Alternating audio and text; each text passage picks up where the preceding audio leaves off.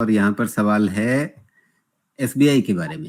RV Gupta ji का सवाल है गाजियाबाद से। वो पूछ रहे हैं एसबीआई के शेयर इन्होंने 360 के भाव पे खरीद रखे हैं। बढ़िया बात है, 360 का भाव इनके लिए भी मतलब काफी कंफर्टेबल लेवल पर है। 1 साल के लिए खरीद रखा था, तो अब इस पे सलाह मांग रहे हैं। इसी बारे में एक कमेंट भी है, एक टिप्पणी यहाँ पर है चंद्रमोहन जिंदल की। वो कह रहे हैं अगर हिंडनबर्ग की रिपोर्ट सही होती है तो इसका बैंकिंग शेयरों पे असर होगा, वैसे में निवेशकों को क्या रुख रखना चाहिए। ये काफी बात हो रही है, मतलब ये चर्चा हुई कि 38% के आसपास एक्सपोजर जो है अदानी के कुल कर्ज में भारतीय बैंकों का है। अब कुछ विश्लेषक कहते हैं कि ये तो 38% बहुत ज्यादा है। कुछ लोग कहते हैं कि अरे भाई, अगर आपसे ज्यादा अगर भारतीय बैंकों का नहीं है तो फिर किसका है? विदेशी लेंडर्स का होगा।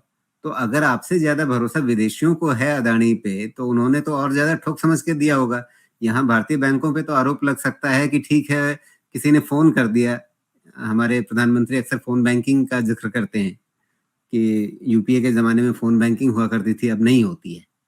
लेकिन एक बार को आप शक मान भी लें कि चलिए ठीक है, अदानी को अगर भारतीय बैंकों ने काफी हजारों करोड़ के, लाखों करोड़ के कर्ज दिए, तो उसमें कहीं कोई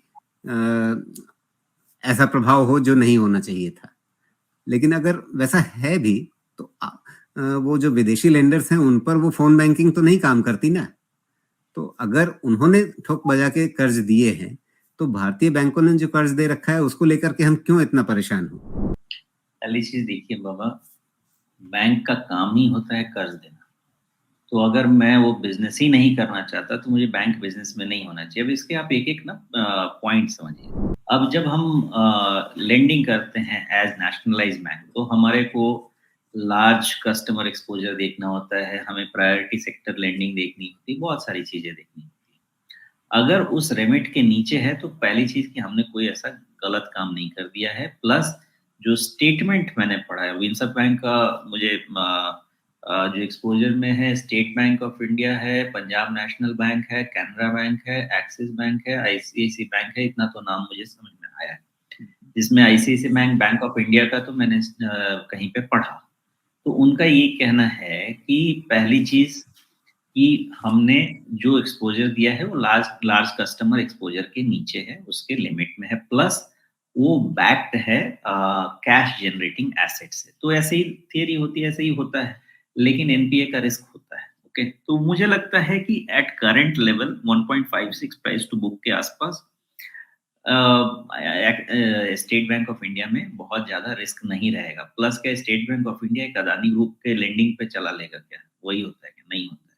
प्लस आपकी इकोनॉमी 3 ट्रिलियन 3.25 ट्रिलियन से 3.7 ट्रिलियन जाएगी, तो जितना आपका इकोनॉमी एक्सटेंड होता है ना, उसका 50% बैंक का बैलेंस शीट साइज भी बनता है। तो ऐसा तो नहीं है कि आगे जाके और लेंडिंग नहीं करने वाले नहीं कमाने वाले, करेक्ट है। तो इसका इम्पैक्ट जो 600 के ऊपर का स्टॉक था, आपको 540 पे मिला है।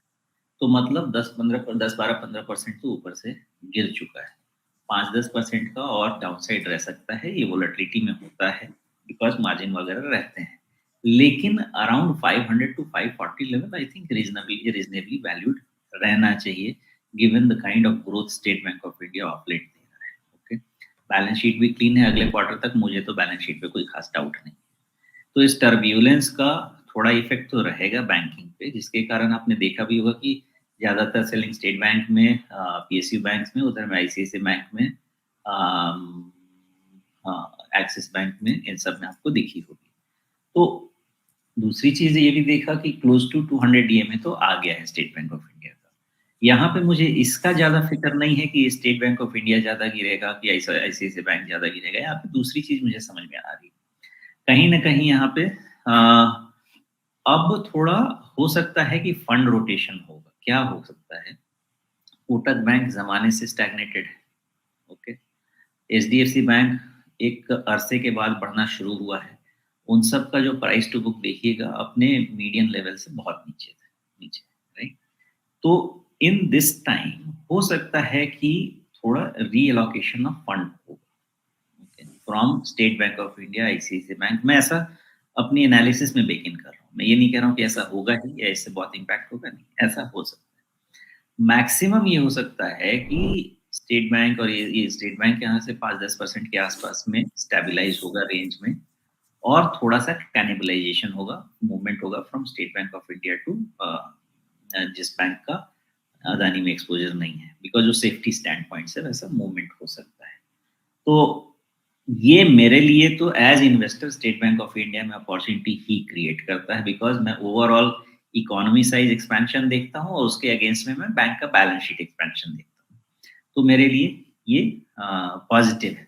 प्लस 500-540 के रेंज में जो नेक्स्ट फाइनेंशियल में मार्जिन थ्रेट एक आने का सिचुएशन हो सकता है, बिकॉज डिपॉजिट रेट्स बढ़ रहे हैं, उसके कारण वो भी लार्जली बेकिंग रहेगा। तो हो ये सकता है कि इसके कारण स्टेट बैंक ऑफ इंडिया 5-10% के रेंज में आसपास कहीं पे स्टेबलाइज होने की कोशिश करे और फिर यहाँ पे 3-6 महीना कंसोलिडेट करे, गिवन जैसे सिचुएशन क्लियर होता जाएगा 1-2 क्वार्टर में, उसके बाद फिर से इसमें मूवमेंट है। तो ये सिचुएशन में ओवरऑल बैंक्स में रीड कर रहा हूँ, बट मैं एज एन इन्वेस्टर इसको अपॉर्चुनिटी ले रहा हूँ, बिकॉज 600 पे तो मैं आपको एसबीआई खरीदने क्या नहीं रहा था, उसके ऊपर 900 पे मैं तो आपको इसी से खरीदने क्या नहीं रहा था। क्यों? क्योंकि वहां पे मेरा भी वैल्यूएशन कंफर्ट नहीं था, मैं तो हर लेवल पे बेचने के लिए रेडी था।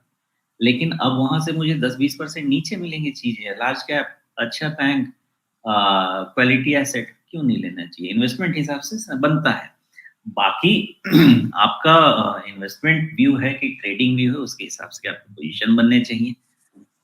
ट्रेडिंग व्यू के हिसाब से 200 ईएमए के आसपास है, कहीं ना कहीं सपोर्ट इमर्ज होना चाहिए, कितना है हाँ, और 200 डीएमए के आसपास ही तो क्लोज हुआ है, तो मुझे लगता है कि 510 के आसपास पहले अच्छा बेस बनाया है, तो अगर पैनिक होता भी है तो 500 के आसपास तो सपोर्ट इमर्ज हो जाना चाहिए। मुझे नहीं लगता कि उससे ज्यादा दिक्कत होनी चाहिए, और काफी डिस्टेंस हो जाएगा। तो कहाँ था आपका 630 और कहाँ हो जाएगा 500, मतलब हम बात कर रहे हैं कि रफली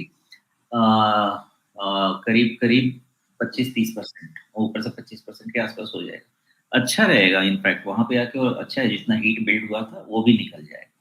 लेकिन 600 510 के आसपास केयरफुल रहना होगा ट्रेडर्स को, बिकॉज वहां पे एक बेस है, उस बेस की स्टडी करनी पड़ेगी। इन्वेस्टमेंट के लिहाज से क्या कोई लेवल ऐसा है जिसके टूटने पर आपको चिंता होगी?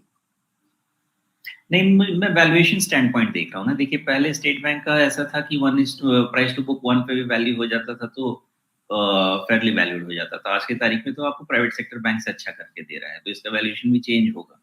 तो 1.5 टाइम्स प्राइस टू बुक पे मुझे बहुत फिक्र नहीं होगी, ये भी देखते हुए कि आपका इकोनॉमी एक्सपैंड अच्छी करने वाली है, और गवर्नर कह रहे हैं कि यहाँ से जितनी भी चीजें थी खराब होने वाली वो हो चुकी हैं, अब यहाँ से ठीक ही होंगी। तो इसके अगर इकोनॉमी को बढ़ना है तो कैपिटल कौन सपोर्ट देगा? बैंक ही सपोर्ट देने वाला है ना।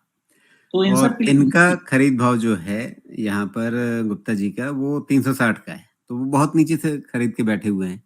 तो उनके लिए क्या है, निश्चिंत होकर बैठे रहें, या क्योंकि आप कह रहे हैं कि कोई चिंता की बात नहीं है, तो फिर एक भी हो सकता है कि निश्चिंत होकर बैठे रहिए।